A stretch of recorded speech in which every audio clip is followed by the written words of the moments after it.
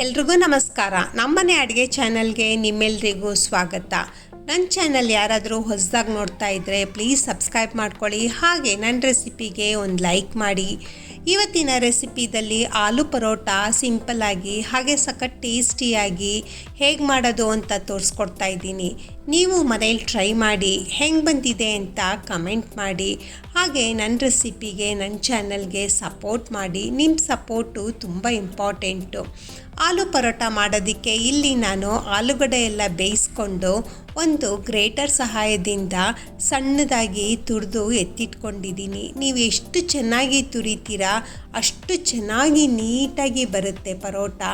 ಈ ಥರ ತುರಿದಿಟ್ಕೊಂಡಿರೋ ಅಂಥ ಆಲೂಗಡ್ಡೆಗೆ ರುಚಿಗೆ ತಕ್ಕಷ್ಟು ಉಪ್ಪು, ಅರಿಶಿನ, ಖಾರದ ತಕ್ಕನಾಗಿ ಖಾರದ ಪುಡಿ, ಧನಿಯಾ ಪುಡಿ, ಗರಂ ಮಸಾಲ, ಹಾಗೆ 1 ಸ್ಪೂನಷ್ಟು ಎಳ್ಳು, ಸ್ವಲ್ಪ ಓಂಕಾಳು ಕೈಯಲ್ಲೇ ಕ್ರಷ್ ಮಾಡಿ ಅದನ್ನು ಸಹ ಹಾಕಿನಿ. ಈ ಥರ ಹಾಕಿರೋ ಅಂಥ ಎಲ್ಲ ಮಸಾಲೆಗಳಿಗೆ ಸಣ್ಣದಾಗಿ ಹೆಚ್ಚಿಟ್ಕೊಂಡಿರೋ ಅಂಥ ಕರಿಬೇವು ಸೊಪ್ಪು, ಹಾಗೆ ಕೊತ್ತಂಬರಿ ಸೊಪ್ಪು, ಸ್ವಲ್ಪ ಸಬ್ಬಕ್ಕಿ ಸೊಪ್ಪು ಹಾಕೋದ್ರಿಂದ ಟೇಸ್ಟು ಇನ್ನೊಂದು ಸ್ವಲ್ಪ ಎನ್ಹಾನ್ಸ್ ಆಗುತ್ತೆ.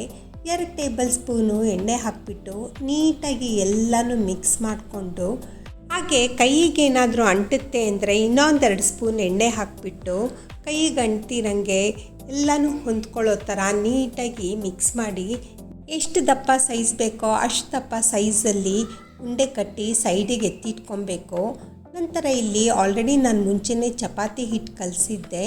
ಸ್ಟಫಿಂಗ್ ಹಾಕೋಕ್ಕೆ ಪೂರಿ ಸೈಜಲ್ಲಿ ಲಟ್ಟಿಸ್ಕೊಂಡು ಸ್ಟಫಿಂಗ್ ಎಲ್ಲ ನೀಟಾಗಿ ಸ್ಪ್ರೆಡ್ ಮಾಡಿಕೊಂಡು ಎಲ್ಲೂ ಆಚೆ ಬರ್ದಿರಂಗೆ ಕ್ಲೀನಾಗಿ ಕವರ್ ಮಾಡಿಬಿಟ್ಟು ಎಕ್ಸ್ಟ್ರಾ ಆಗಿರೋ ಹಿಟ್ಟೆಲ್ಲ ತೆಗೆದುಬಿಟ್ಟು ಚಪಾತಿ ಥರ ನೀಟಾಗಿ ಎಲ್ಲ ಕಡೆ ಸ್ಪ್ರೆಡ್ ಆಗೋ ಥರ ಲಟ್ಟಿಸ್ಬೇಕು. ತುಂಬ ಹಾರ್ಡಾಗಿ ಲಟ್ಸೋಕ್ಕೆ ಹೋಗಬಾರ್ದು, ತುಂಬ ಸ್ಮೂತಾಗಿ ಲಟ್ಟಿಸ್ಬೇಕು.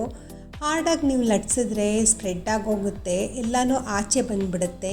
ಕಾದಿರೋ ತವಕ್ಕೆ ಮಾಡ್ಕೊಂಡಿರೋ ಅಂಥ ಪರಾಟ ಎಲ್ಲನೂ ಹಾಕಿಬಿಟ್ಟು ಸ್ವಲ್ಪ ಎಣ್ಣೆ ಹಾಕಬೇಕು. ನೀವು ಎಣ್ಣೆ ಆದರೂ ಹಾಕ್ಕೊಬೋದು, ಇಲ್ಲ ತುಪ್ಪ, ಬೆಣ್ಣೆ ಅದನ್ನು ಸಹ ಹಾಕ್ಕೊಬೋದು. ಅದು ಆಪ್ಷನಲ್ಲು, ನಿಮ್ಮ ಇಷ್ಟ, ನೀವೇನು ಬೇಕಾದರೂ ಹಾಕ್ಕೊಬೋದು.